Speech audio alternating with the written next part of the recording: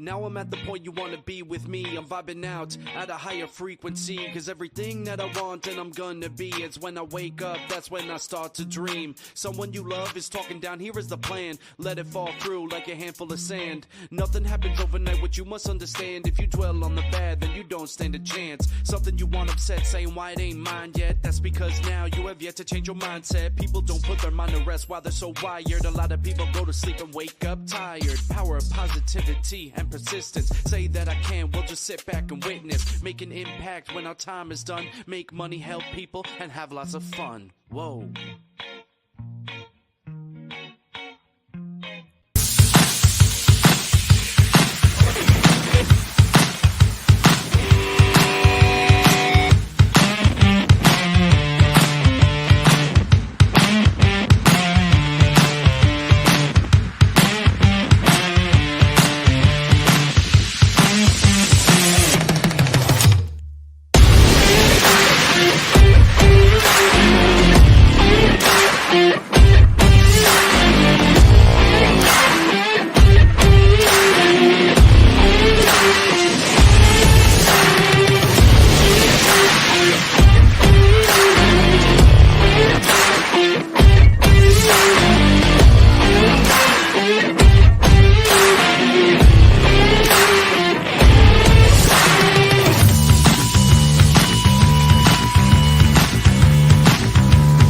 Welcome to Office Hours, hosted by legendary sports executive, entrepreneur, and investor David Meltzer, where the brightest millionaires, billionaires, and entrepreneurs in business, sports, and entertainment get together to talk about success, failure, and everything in between. You have the responsibility of providing value to them. Take a deep dive into the mind of some of the world's most impactful guests. Really, the goal isn't to be disciplined.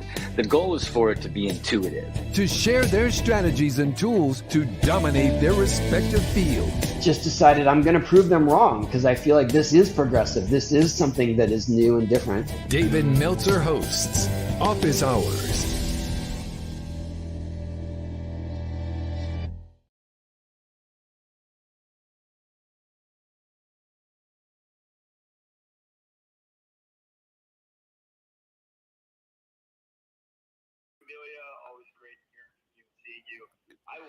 Hello, everyone. Hello, it's Friday training. We're here once again over 23 years. I want to thank everyone. Let me go live on all the platforms here. So we are so blessed. Good morning, good morning, good morning. Good morning. It's Friday training, and we are blessed to be here. David@dmeltzer.com.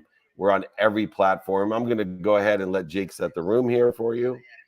So Dave's been doing free Friday training for over 23 years. And yeah, in this Breakfast with Champions room for, I think, about 2 years now. So thank you, everyone, for being here. You're an incredible group, incredible audience, and it's been so good getting to meet all of you and continuing to meet all of you. So this is today's training that Dave's doing. The topic is BYOQ. So you bring in your questions. Dave will bring the answers. If you have any questions at all, just feel free to raise your hand or back channel me, and we'll aim to bring you up. And as we get going with the questions, why don't we share the room? So let's start off sharing the room. You can share the room at the bottom of this Clubhouse room. There's a little square with an arrow. If you push that, you can share the room on Twitter, Facebook, text messages. You can share it on Clubhouse. So let's share the room. Follow the people next to you. Follow the people on stage. As we all know, this is the best room here on Clubhouse. So, Dave, if you want to start, I'll pass it back over to you. And if anyone has any questions here on Clubhouse, just feel free to raise your question, raise your hand or back channel me. Thank you, everyone. thank you, Jake. Yeah, it's BYOQ. You bring the questions about anything, personal, professional, it doesn't matter. Bring the questions. We have the answers. Bring them on TikTok, Instagram, StreamYard, LinkedIn, every platform that we're on. Yeah, we got tons of questions coming up. I'm going to start with the first one, Jake. What has been your single greatest challenge as a father? Well, I will tell you, it's probably the same for a lot. It's practicing ending fear for my children and allowing them to learn for themselves. So, allowing them to make mistakes, allowing them to have setbacks, failures in their own lives, even when you see them coming. So, I'm having so much fun. I'm here at Augusta, Georgia, by the way, Jake, as you are celebrating with your family. I'm celebrating in a different way with mine. I'm here at Augusta, and after training today, we'll be back in the course. It is like none other. And if anyone wants to join us, we had an extraordinary VIP barbecue on Wednesday, and people drove and flew in. It was amazing. And now we're all enjoying the golf. But we do it every year and would love it. Let me take another question. They're loading up. Load up on the questions, everyone, as they're coming in here. What marketing lessons can people learn from the Masters? Well, they understand community, right? They know their frequency. And this community is like the Vatican. It's an amazing community. People are religious about golf, and they frequently utilize amplification methods that are the key to marketing success, and that's people getting more value than they anticipated. And it is the only sporting event that never disappoints. No matter what happens, it just doesn't disappoint. And what happens is anyone that comes to the Masters, they tell everyone, you need to come to the Masters. So they do a great job of providing more value than people ask for, and therefore people articulate that value to other people, and it builds the mystique, the brand. The Masters, as far as sports bucket list, Jake, and everyone, is the #1 top listed sporting event in the world on bucket lists. So they must be marketing correctly. They must be able to carry that value. So I'm going to take one more, Jake, and then are you going to have someone lined up there on Clubhouse? I sure will. When you're ready, Colleen will be on here to ask you a question. All right, perfect. Let me take another question here. What's the most creative way to make money in 2023? For me, it's the middle-class media of being able to provide content to the middle class. So you don't focus in on millions of people with snapshots of information. Serve a middle class for you, 1,000 people. Serve every day. And it's the most creative way to make money when you serve and provide value. And, I have a methodology of 4 ambassadors a day. An ambassador is someone who will tell other people, just like the Masters, oh, you got to, hire him to speak, go to his TV shows, his podcast, his free lives, free training, whatever it is.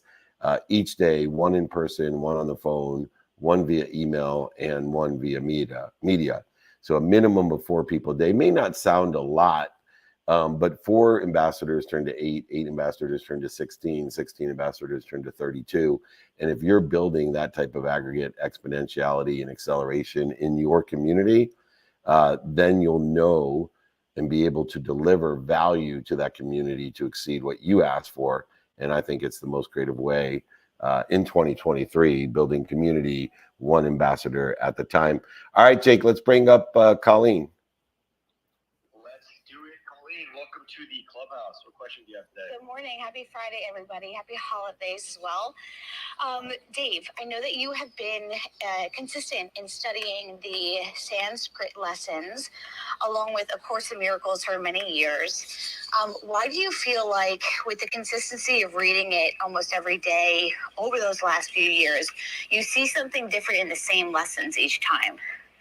Yeah, I think it's true about a lot of things, and it's true about our activities. When we learn to love our activities, and when we pay attention consistently and give intention consistently, it will tell us all its secrets. And so information aggregates, accelerates, and compounds on itself as well. And so all of the different lessons that I've learned now give me a different perspective of the exact same sentence.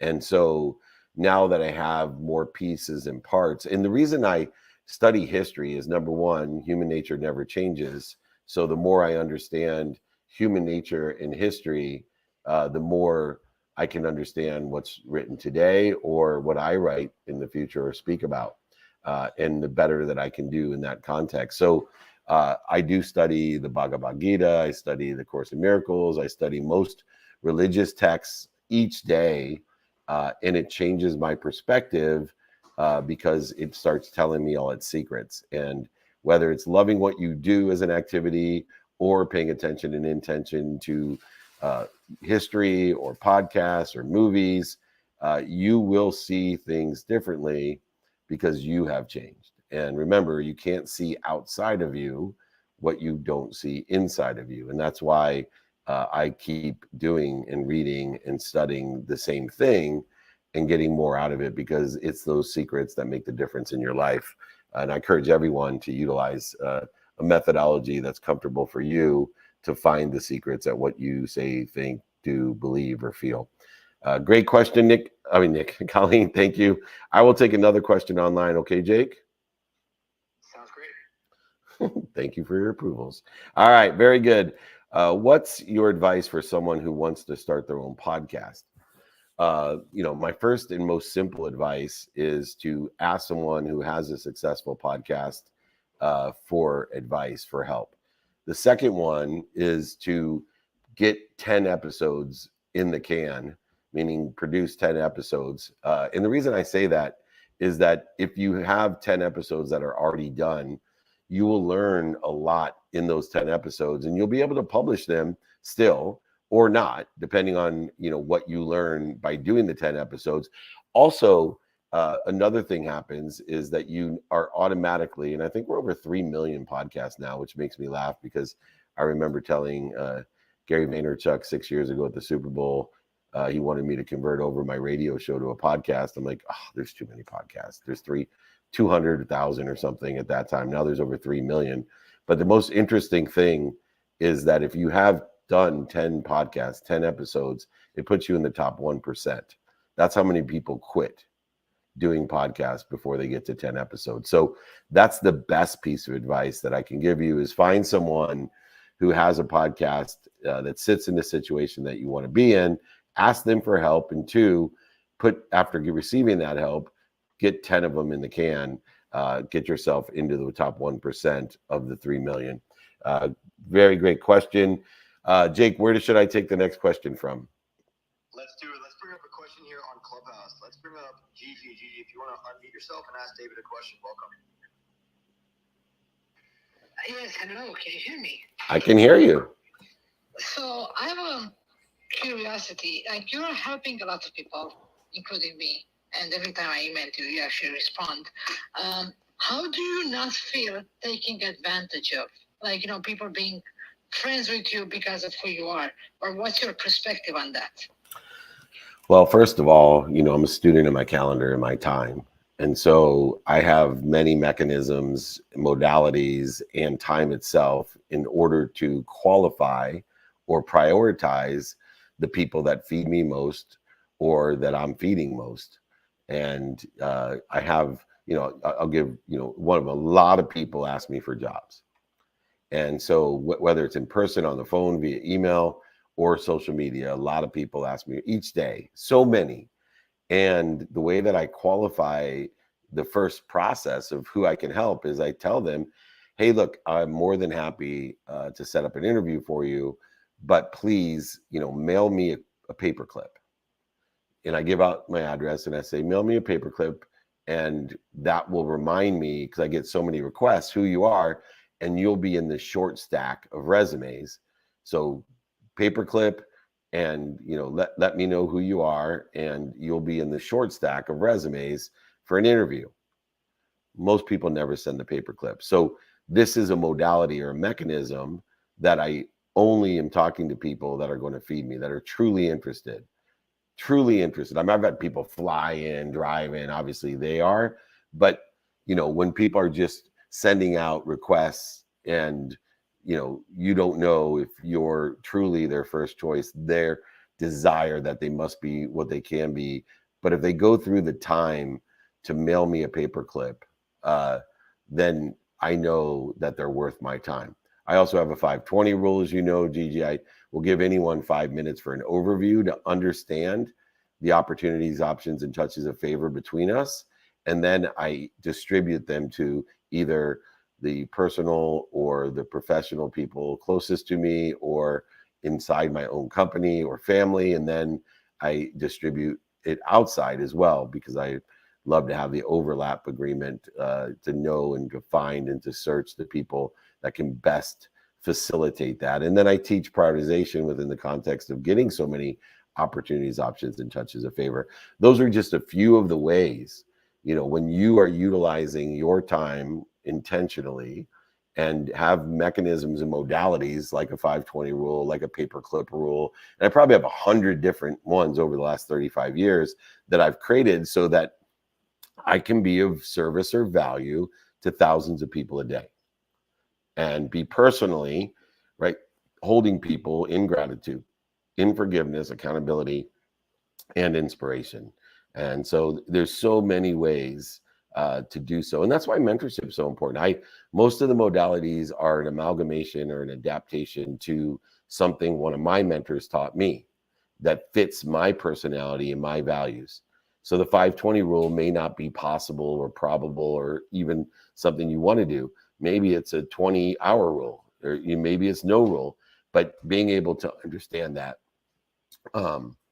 in fit in mentorship, it's so important. That's why we've been doing these free Friday trainings, you know, for so long. And I appreciate you and everything you do for the community. Thank you, G, for coming on and asking that great question.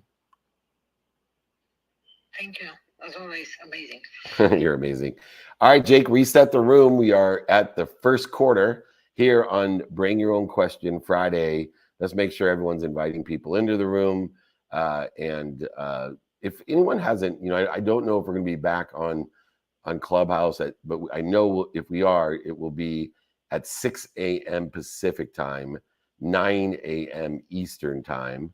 And we love this community. So I'm hoping that Amelia is right, and they're going to stream us into the Breakfast of Champions. That's kind of cool. But anyway, we will be on Twitter Spaces. I know we're on the webinar every Friday, TikTok, Twitter, Instagram. We're everywhere, and we love doing this. So go ahead, Jake, reset the room. You got it. We'll do it, Dave. Just to show how amazing of a community this is. After you just mentioned the paperclip, just got about 6 messages of people asking for your address to send the paperclip. So everyone, if you want to, well, have them email me if you don't mind. Perfect. Yeah. Because I would like to know. I'd like to know who they are, so I'll know to give the address. So if they email me, I'll personally be able to get that. You got it. Yeah. And David's email for everyone on here is david@dmeltzer.com. david@dmeltzer.com. Feel free to email him. With the paperclip or any of his free trainings or guides or even a free book. And of course, he'll pay for shipping as well. So everyone in here, just feel free to email David on that end. But I will quickly reset the room here. Happy Friday, everyone. It is April 7th, 7:16 a.m. Pacific time. This is David Meltzer's hour here on the Breakfast with Champions. Dave's been doing free Friday training for over 23 years. Today's topic is BYOQ. So you bring any question that you'd like, and Dave is happy to answer it. If you have a question you'd like to ask here live on Clubhouse, feel free to raise your hand or back channel me, and we will aim to bring you up. So let's also take a second here. Let's share the room. Continue to share the room. You can do that at the bottom. There's a square with an arrow. Share it on your text messages. Share it on Clubhouse here, of course, and then any of your favorite social media platforms. So, Dave, I'll pass it back off to you, and then when you're ready, we'll take a question on TikTok and then some questions back here on Clubhouse. Yes. Just a real couple quick ones I'm going to take here. Do you organize any events or meetups in the UK or anywhere in Europe? Yes. I will be in Scotland doing a meetup in Scotland. I will be in Israel. I will be in Rome. I will be this summer coming up. So email me. I have a whole list of meetups. Every city I go in, including Augusta, Georgia, every city I go to, I do a meetup, and they're getting bigger and better. So I would love to have more people there. And we also have events. Canada will be there as well, but UK will be, and in Europe this summer. I don't know the exact dates, but go ahead, email me, get that on your list. Thank you. I love this. Best lesson you've learned from playing golf.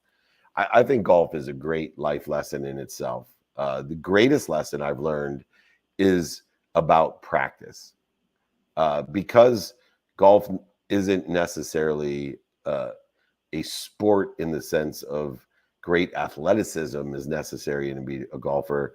It's more like darts and pool, that you can just have a great skill and great knowledge and great desire and be the best in the world. And so how do those people aggregate, accelerate, and compound the skills and knowledge and the desire to be the best? And it's through the practice that they have, the daily practice that they have, the way they practice with attention and intention. And so the consistent, persistent pursuit of your potential is best illustrated in golf, and that you can, for example, practice 30 minutes a day and be exponentially better than somebody that plays golf 3 hours or 6 hours on a weekend. Way better. And so the way that the conscious, subconscious, and unconscious work together to aggregate, to compound and accelerate the skills, knowledge, and desire is a lesson that I learned through golf, and see the difference when I'm not practicing compared to when I'm practicing, and then how I'm practicing. It's hard enough for most people to practice anything because the simple things to do are unfortunately simple not to do.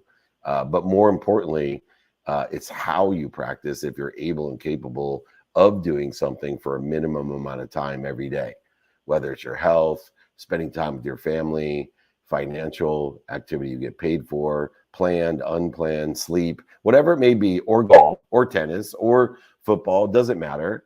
It's the consistent, persistent pursuit of your potential, and it's every single day creates the empty mile, not the extra mile. You know, those people that give 6 hours on a Saturday and brag about it, look, you're going to utilize the extra mile to justify why you're not where you're at. You're going to live your life like a tube, rolling a boulder to the top of the hill every Saturday just to have it roll back down and start at the same place the next Saturday. Learn to be consistent and persistent in the pursuit of your potential. Thank you, everyone, for all these questions. I'm going to grab another one, Jake, because I just have so many online. And then will you be good with somebody on Clubhouse? Yep, sounds like a plan. All right, cool. This one is, what are your daily non-negotiables and how do you stay consistent? Tying into the last question, my non-negotiables are the first priority that I attach the dependent variable of time onto. So being consistent about spending a minimum of an hour a day on my health, a minimum of 30 minutes with my wife, 30 minutes with my son, 2 minutes with my 3 daughters, and 1 minute with my mom, minimum, right? I've been spending hours and hours with my family this week, but I still spend over an hour on my health. And then I still spend a minimum of time studying my time of the activity I get paid for and not paid for, of the activity that's planned and unplanned, of my sleep. All of those things are consistent every day. And the way that I stay consistent is understanding a mindset, a heart set, and a handset that each day, if I hung out high on my mom's couch, broke, blaming everybody, that's still an activity. Why not pick activities, plan activities, utilize my time on those activities with lenses of productivity, accessibility, and gratitude aligned with where I want to be in the future, and keep my mind open by learning lessons from what I've done to give a meaning that helps me accelerate and grow into the future. Utilizing that, this, what I call, 5 daily practices to identify fear and prioritize your day, gives you the antidote to procrastination and feeling overwhelmed, 2 of the greatest fears of resistance, creating resistance to the activities that will get you to where you want to be or better.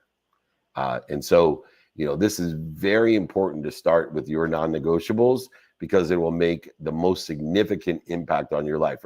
For me, it's 2 hours and 17 minutes a day of non-negotiable. That leaves almost 22 hours a day to get everything else done. And if you're an 8-hour sleeper, then minus that off, and it gives you 14 hours a day. But most people don't get the 2 hours and 17 minutes every day of their non-negotiables, let alone maximizing the 8 hours of sleep, let alone maximizing the other 14 hours to be productive, accessible, and gracious in a trajectory of where you think you want to be. So know your non-negotiables, and include in the non-negotiables being a student of your calendar to study the rest of the 22 hours or study sleep and the other 14 hours, whichever way. The oldest and most consistent coach and mentor that I have is I have had a sleep coach for 17 years. I've had a meditation coach for 17 years. These two things are incorporated into my non-negotiable. So, great questions. Jake, who's up next on Clubhouse? Perfect. Thank you, Dave, for that answer, and everyone for asking these incredible questions. Let's bring up Sarah Bronson here on Clubhouse. Sarah, if you can unmute yourself, and welcome to the room.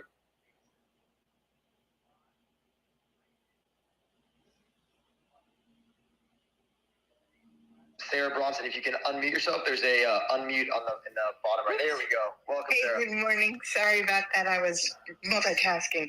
And good morning. And David, I love the reminder of the non-negotiables. That is a challenge I've been having lately, so I'm going to take that with me this week. But I also wonder, you speak a lot about your sleep coach, and I'm wondering if there's tips or things that you have learned through your sleep coach that you can share with us, and how do you manage your sleep both in the course of your normal day, but you're also traveling a lot, and so you're in different time zones and different activities going on in your life.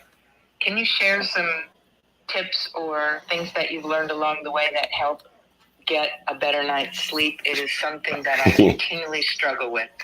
Yeah, well, first of all, look at sleep as a practice, just like playing golf. If you're not practicing sleep and being intentional about your sleep, you're not practicing or being intentional of about a third of your life. 26 years on average in someone's life, they sleep. Imagine the difference in my life that it makes by being the best sleeper that I can be. Because two things come from sleep. One is recovery. And so that's one of the objectives of my intentions of how I sleep, is to make sure that I plateau the next day, that I'm more recovered than I was the day before. Most people go to bed like you, and they wake up more tired, more stressed. That doesn't make any sense. I always say, if I took you out to dinner, Sarah, and we ate for 3 hours and drank for 3 hours, and we walked out of the restaurant and you looked at me and say, I'm starving, I would think there was something wrong with the meal, the way that we ate, or the food that we ate. But yet most of the people on earth go to bed every night and they wake up more tired than when they went to bed. That doesn't make sense. And so not only are we intentional with recovery, but it's also access. And in order to access, we need to have our mind, our body, and soul not only in a position to recover, but we have to be in an accessible position. So things that will put us there, my number one tip is having an unwinding routine. And I know Amelia laughed at me for years and called bullshit on my unwinding routine, and now she will tell you that it is a big impact characteristic or trait or consistent behavior of hers. So an unwinding routine is, no matter where I am, I try to stay, unless we flip the clock, I try to stay as close to 9 p.m. Pacific time to make sure that I'm unwinding. No stress, no scary movies, no arguments, obviously no drugs, alcohol, caffeine, but to put myself in a position to be accessible by unwinding appropriately. For me, 67 degrees, certain type of pillow, certain type of blanket, weight and temperature. Certainly, I'm intentional about every aspect. No emails, no text messages after 9 p.m. Pacific time. All of these things allow me to plateau and grow comparatively to most people on earth, giving me a huge advantage on energy and productivity and accessibility and gratitude. So if anybody wants the tips on the unwinding routine and sleep, I'm more than happy to share them as everything else, right? It's just david@dmeltzer.com. Change a third of your life by being intentional about your sleep. If you can't afford a mentor, I have a mentoring sheet for you, which will cover about 80% of the things that I use and have used for 17 years, my sleep coach for. The other parts are about, what do you do when you spend 36 hours in Dubai, 36 hours in Mexico City, and have a Friday 10 a.m. meeting and are leaving, Sunday night to Friday to make that meeting in Los Angeles.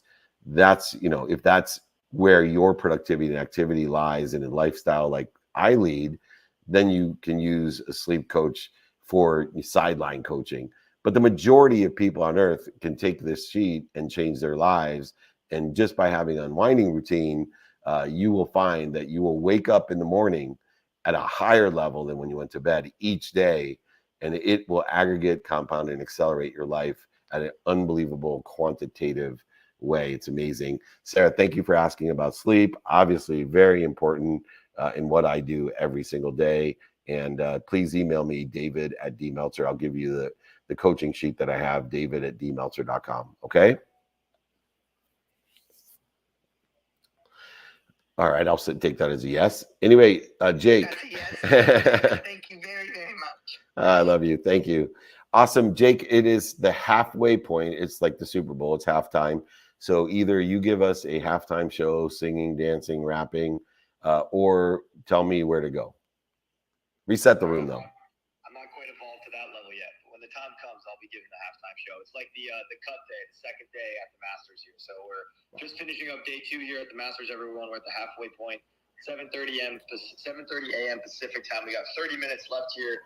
This is David Meltzer's hour here on the Breakfast of Champions. Dave's been doing free Friday training for over 23 years, and today's topic is BYOQ. So you bring your questions, Dave will bring the answer. If you have any questions that you'd like to ask and you'd like to ask it live here on Clubhouse, just feel free to raise your hand or back channel me, and we will aim to bring you up.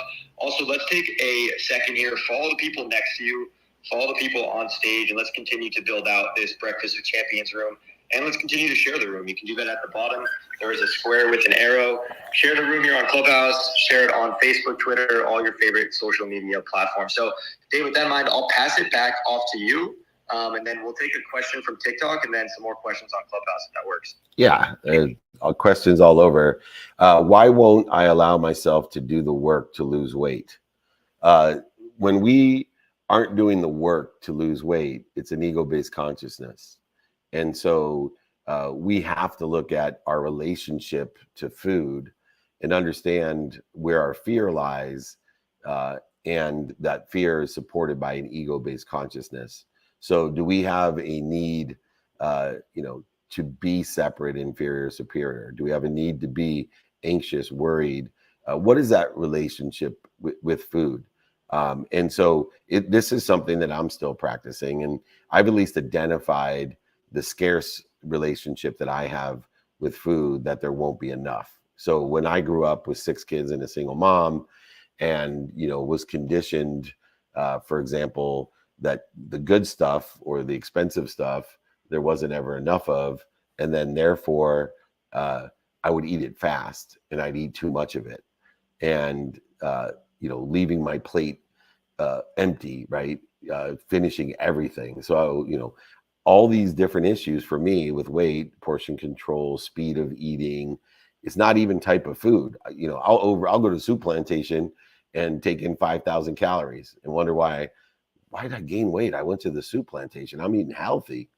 Well, no, when you eat that much, it doesn't matter what you're eating. So I always say, let's identify the fear of the past and your relationship to food. And then let's see what ego-based consciousness need that you have that is creating the difficulty in the consistent, persistent pursuit of weight loss.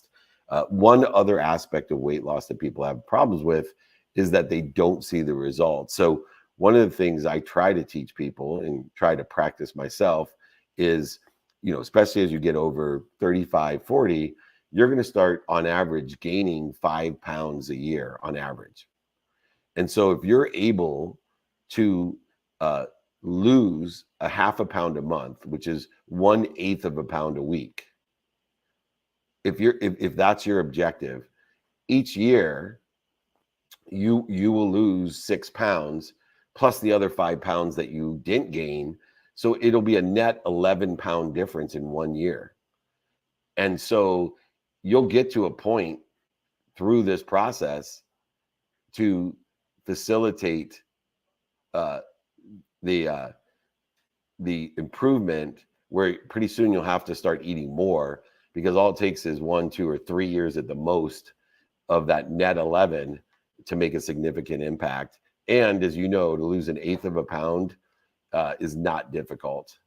It's not as challenging, but you will always have a struggle until you process and develop the relationship with food that you want and identify the fear that you have in the supporting ego-based consciousness. And my son's looking at me right now. If you see me, he's looking at me going, "You fat hypocrite." He saw me overeat last night at the Masters. We were eating non-healthy food. We did our best with a pretzel and chicken wings. Anyway, moderation in all things except for poison. Okay, very good. Jake, do you want me to take another one online, or do you want me to? What do you want me to do? Let's take a question from TikTok. I can read it off to you here. Okay, go ahead. The question's from Henry, and is, how do you create your own sunshine when it's a bad day? Well, there are no bad days, brother. So the sunshine is in the paradigm shift of what you're connected to and through. So with faith of being protected and promoted at all times, there's always sunshine. What I want you to focus in on is, what are you doing to interfere with it? Where are your clouds? Because if you don't have sunshine in your life, you're blocking it. And you're blocking it with clouds. And those clouds are usually fear of the past or fear of the future based regret or guilt or anxiety or worry. And when we can figure out, as we did with our relationship with food, where those clouds are, then instead of trying to outlogic it, overcome it, resist it, we can stop instead. No lying to it, manipulating, cheating it. We can simply stop. Breathe through our nose, out through our mouth, clear the clouds, live at ease and find the sunshine, find the light, find the love, find the lessons, and then roll into the shine, roll into the light for your day in a trajectory of where you think you want to be. There is no cloudy days. There's only clouds that you have created. And so let's figure out what we're doing to create the clouds so we can allow the sun to shine through with the light, the love, and the lessons that the sun brings. And so there are no bad days. You should be able to practice ending or dissipating the clouds by stopping, dropping, and rolling. You should be able to shift a paradigm. Joe's calling me, Nick. Can you call him? So sorry about that. So when you can shift a paradigm to know that there's a unified sun that is a system of abundance, of infinite light, and it loves you more than your mom. It protects you. It promotes you at all times. So when we don't see the light, when we don't see the sunshine, focus your attention and intention on the clouds and figure out, by stopping, not trying to go over them, under them, through them, around them, logic and reason them, just simply stop and breathe until you can see the light.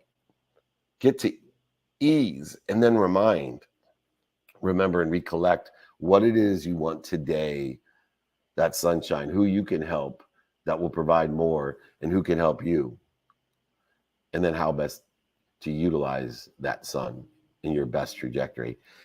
Very key component of perspective. You will always get clouds every day, minutes and moments of clouds every single day, but there shouldn't be days, weeks, months, or years of all clouds. You should be able to stop, drop, and roll. All right, that is a great question, Jake. Now, where do you want me to go next?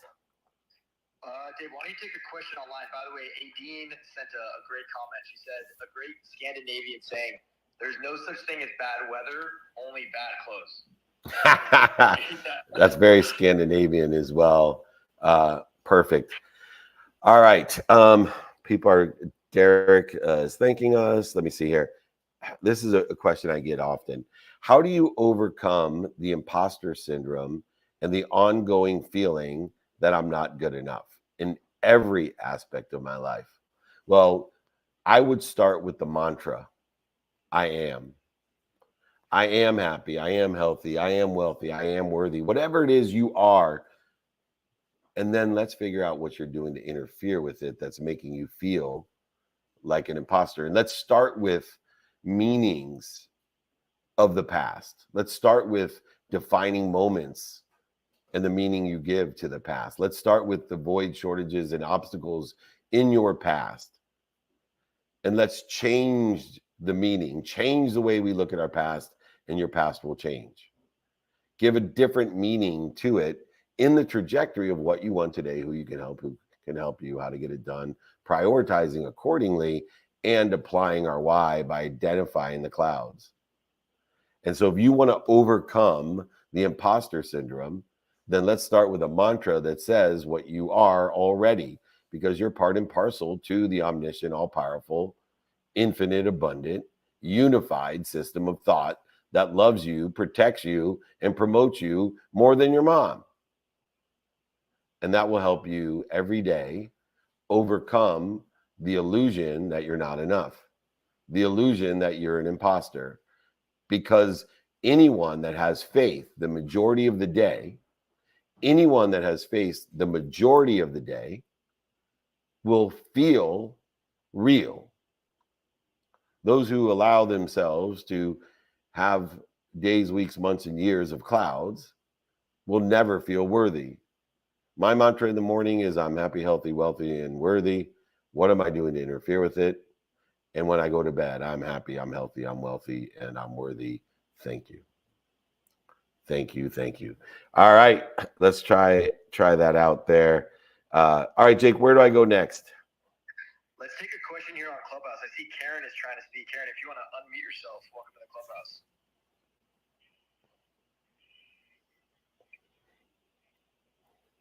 All right, I think she's still on mute, Karen. The unmute's in the bottom right if you want to share and ask a question here. All right, let's bring up someone else. Khalil, welcome to the Clubhouse. Do you have a question today for Dave? Hey, good morning. Thank you for guys for being here. I just want to throw some flowers here on you guys and being here and giving us some goodness and to volunteer and giving us all the vitamin B12 that we needed this morning. So, Thank you. Thank you. So stop, drop, and roll, baby. Let's go. Thank you. Let's go. And just remind everyone, stop, drop, and roll is identifying fear and utilizing it in its appropriate way, either to get us up, get us back up, like my friend Khalil, or to get us there, like the community that we built, a community of people who want to help each other and know people that can help each other. That's why we show up every Friday. I've been doing this for over 23 years. I'll continue to do with it. Hopefully I'm being streamed in next week as well to the Breakfast of Champions, to Clubhouse. We'll be, as we always are, on our webinar. We have over 80,000 people registered. So this must be aggregating, accelerating exponentially as it's been over 23 years. We are at a frequency, and that frequency is our neighborhood. So thank you, Khalil, for the reminder, remembrance, and recollection of this great community that we're all a part of. Let's LFG, everybody. All righty. Quick question online, Jake. Is that okay? That's great. And then we'll bring up Zach Cooper here on Clubhouse when you're back. All right, perfect. So here we go. What are your top 3 investments with little amount of income? Well, the top one is itself, right? But I don't make any investments, including in myself. My second investment is in others. So I don't make those investments without knowing my timing and risk tolerance, though, even on people, even on myself, and even on others. If you don't know your timing and risk tolerance, you're not ready to invest. You will never be disappointed if you are aligning your timing and risk tolerance with the investment that you make in yourself or in others. Now, outside of yourself and others, I'll give my third one, which is any secured asset that you can borrow against to hedge taxes. So any secured asset like real estate, IULs, gold, silver, any secured asset that you can borrow against instantaneously that has liquidity is a great investment aligned with my timing and risk tolerance. That's the ones aligned with mine. Me, people around me, most important to me, and secured assets that I can borrow against in an instant, completely liquid, to take and hedge tax and provide security and opportunity when things are oversold. So just some of advice there. Jake, why don't you reset the room before we bring Zach up? We're at the 3/4 mark. We're going into the 4th quarter. Everybody hold up your hands, right? We're 4th quarter players. Hold up your hands. Let's win the 4th quarter here at Breakfast of Champions. You want to be a champion with the Breakfast of Champions? It's 4th quarter time, Jake. It is 4th quarter time. Here on Clubhouse, it's audio only, but I can see it. I can feel it. Everyone's putting up their 4 fingers on here. Thank you, Dave. Thank you, everyone, for asking your incredible questions here on the Breakfast with Champions. Today's topic, Dave's been doing free Friday training for over 23 years, is BYOQ. So we've already had some incredible questions. If anyone has a question that they'd like to ask, just feel free to raise your hand or back channel me. Let's continue to share the room here as we are getting into and already in the 4th quarter. You can share the room here at the bottom. There is a little arrow with a square. If you push that, you can share the room on Twitter, Facebook, text messages, all your social media platforms, of course, here on Clubhouse. So let's continue to share the room, everybody. Follow the people next to you. Follow the people on stage. We got 15 minutes left here for the BYOQ. So why don't we bring up Zach Cooper? Zach, if you want to unmute yourself, and feel free to ask Dave a question. Welcome. David, congratulations. Thank you, my brother. How are you? Good. Thank you for having me on.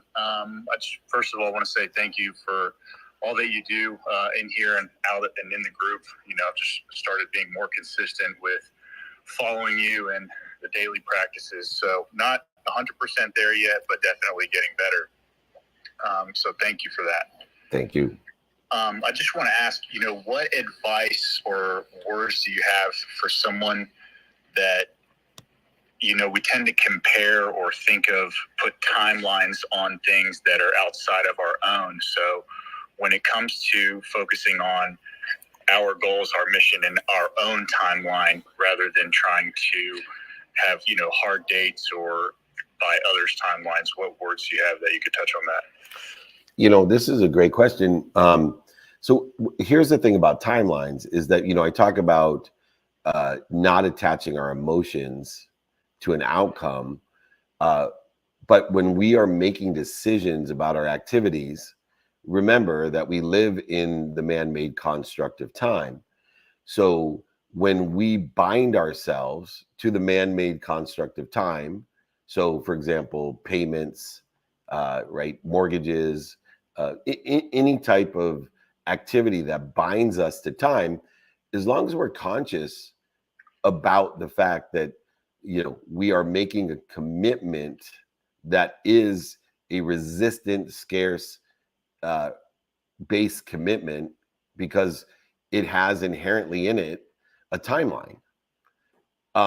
But what we don't want to do is to accumulate too many things that have attached to a timeline. And we definitely don't want to attach our emotions to the timeline itself. We want to attach our emotions to the daily practices, to the past, and the meaning of the past, and of course, not limiting our own self-imagery for our future. And so what I want people to do when they, I tell them, take inventory of your skills, your knowledge, and your desire, take inventory of your timing and risk tolerance. We have to be pragmatic take inventory of how many time constraints that we are signing up for, and where beforehand we are going to place our emotions according to the realistic time frame of a 30-year mortgage, or of a payment to go to college, or some other timeline, to graduate, or whatever it may be. And so I think it's very healthy to take inventory of our timelines and make sure that we're not attaching our emotions to the timeline.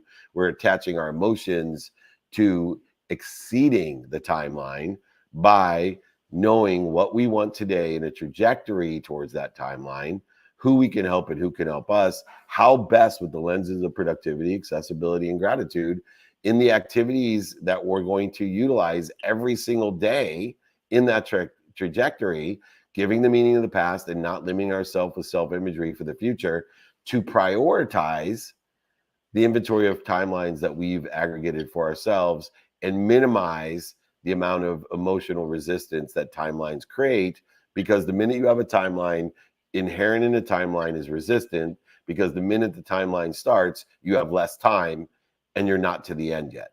And those two dependent variables will create resistance when you are time ticking down and you haven't achieved the outcome of, you know, full graduation, full payment, whatever you've attached or aggregated that inventory of timelines. So the first step is take inventory of it. 2, take inventory of where you're going to place your emotions, and make sure that you haven't overcommitted to timelines that may create more resistance than productivity, accessibility, and gratitude.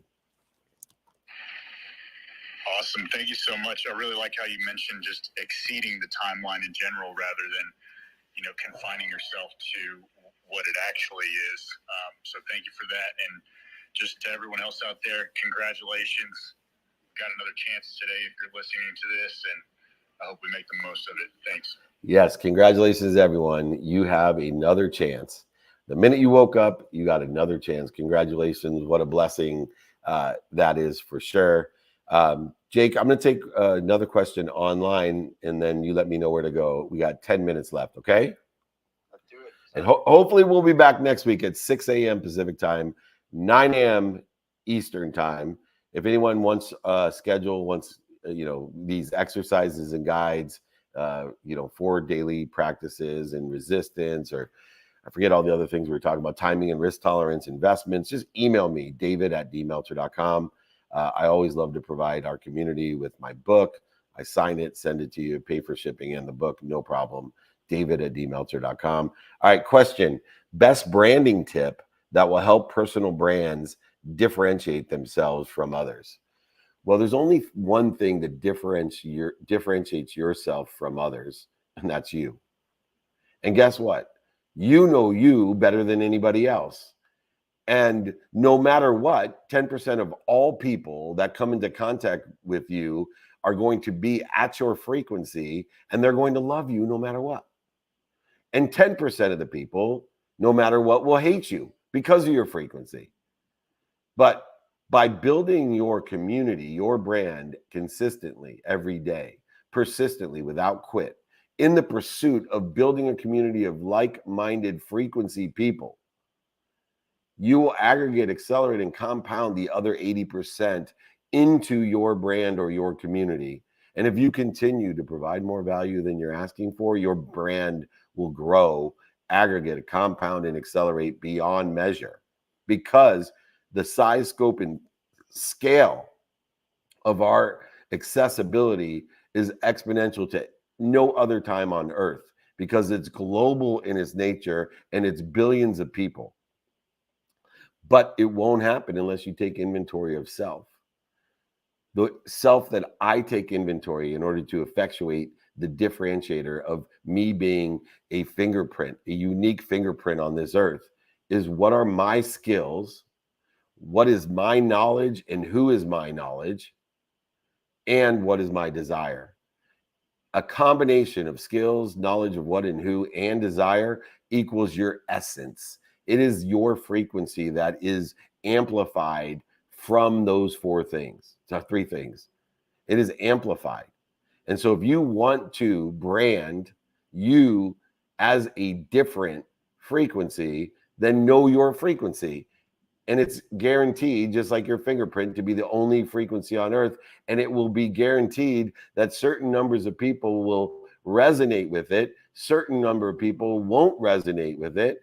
And the majority of the people, through consistent, persistent pursuit, will learn to love you. And it will tell them all your secrets, and so will you. What a great question. Jake, we have about 7 or 8 minutes left. What should I do next? Let's bring up a question here on Clubhouse. Why don't we bring up BYOQ? BYOQ, do you have a question you'd like to ask David today? Hello, good morning. Thank you, Jake. Thank you, David. Yes, I have a question.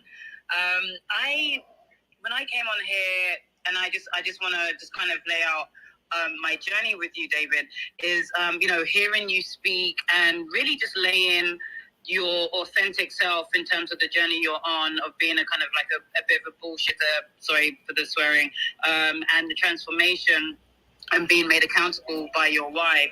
I remember just thinking, you're offering this book and you're just being so generous. And I just, is this true? Is this real? And so I took advantage of that, took the free book. And when you did offer the 5-minute conversation, I always point out that we actually did speak for longer, made that connection with you. And I really feel it's authentic and genuine. And I'm so, I just, feel blessed to be in your circle. My question is for you is like, in the maintenance of relationships, how do you operate in that? Because, for example, now, just say you change your time slot and not everyone can tap in with you going forward. Like, how do you maintain those relationships? How do you build on those relationships? And how do you take the next sphere? Thank you so much. And I'm looking forward to being part of a continued relationship with you. I love it. So there's several different things. Is how do you build a community, which we talked about, providing more value than you're asking for by being able to articulate it, and also figuring out systems, modalities, and methodologies in order to effectuate building that community by being productive, accessible, and gracious. And I try my best to be productive, accessible, and gracious by building relationships. But then the question lies, which you're asking today, how do we manage and develop all these relationships when everything's changing all the time? And so for me, it's understanding, one, the prioritization of relationships of what can I do today and who can I get to help, either me or someone else. So when building a community of people who want to help each other and know people who can help each other, it enables me to be able to effectuate maintaining and developing relationships with people like you who feed me and who I'm able to feed by feeding you.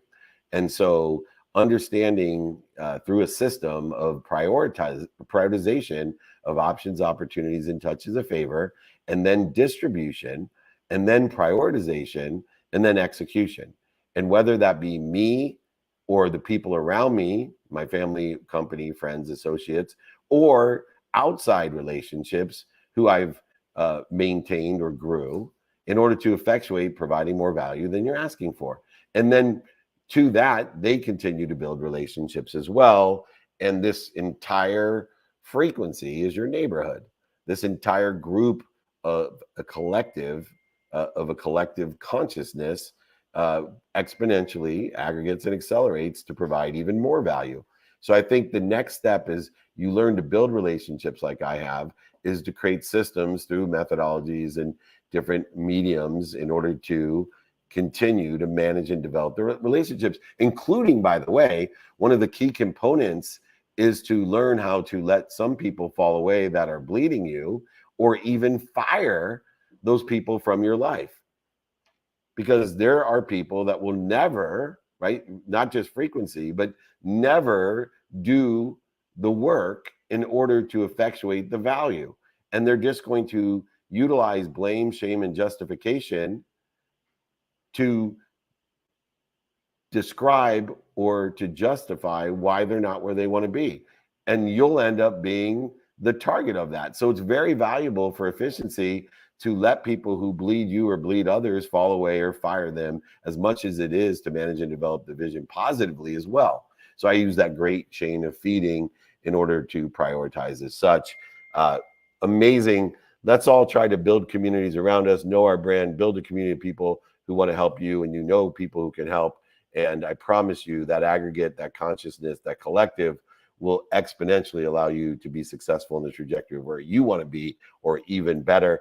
Jake, we have time for one more. Where should I go? We got 3 minutes. Why don't you take a question online, Dave, and we'll close it out from there. All right. This is tough because there's tons. Let me see. What is greed? We all talk about greed, but would never think of ourselves as greedy. Well, greed is scarcity. There's a saying that I have, which is mine, me, and my are anchors. Mine, me, and my are anchors. There's an ancient story. We started off with Colleen asking about why I study history and human nature. There's an ancient story of some fishermen who get drunk at night and they decide they want to row their boat over to the other island. So they jump in the boat and they row literally all night. And as the sun comes up, they're in the exact same spot that they were. Why? Because the boat was anchored and they couldn't see at night. The boat was anchored. So if you want to roll the boulder to the top of the hill, if you want to live in greed and scarcity in a world of not enough or even just enough, where you're buying things you don't need to impress people you don't like, keep on rowing every single day. And when the day comes from night again, you'll be in the same exact spot. Because those people who live in the world of not enough, they'll never be enough. Those people who live in a world of just enough will just have the me, the mine, and the my anchoring them to the same spot, no matter how much effort they give. Your me, your mine, and your my are anchors that are based in scarcity and greed. But if you can live in a world of more than enough of everything, in an omniscient, all-powerful, abundant, infinite world, a unified world of system of thought that is protecting and promoting you and loving you and giving you the lessons and the light to be more, to live more, to live in a value-add world, not a zero-sum game of scarcity and greed, I promise you, there'll be more than enough of everything and everyone for you, through you, and with you. All right, Jakey Bakey, we made it. We're at the goal line. It's almost 11 o'clock Eastern time, 8 a.m. Pacific time. If anybody needs me, I will be giving my phone to somebody else because I am going into the Masters. Look for me on TV. I'm the guy in the golf shirt. All right, we'll see you guys soon. Remember, be more interested than interesting. Be kind to your future self. If you want any of my exercises, my gods, or especially my book, I will sign it, send it to you, pay for shipping. Please email me, david@dmeltzer.com, to find out where to find me here or other places next week. We always have the replays as well. Thank you so much. Thank you, Dave. Dave, before you go, who wins the Masters and what score? Oh, my goodness. You might not see it. It's going to be Scotty Scheffler at 10 under. It's going to start raining. It's going to get interesting. But John, Rahm or Scheffler, but my money's on Scheffler. All right. I'll talk to you soon. All right. Thank you, Dave. Thank you, everyone. Only Jake would hold me up from the Masters. What do you think about that? Catch me, david@dmeltzer.com. Be more interested than interesting. Thank you, Luca, Mike, everyone. Let's go watch some golf. See you later.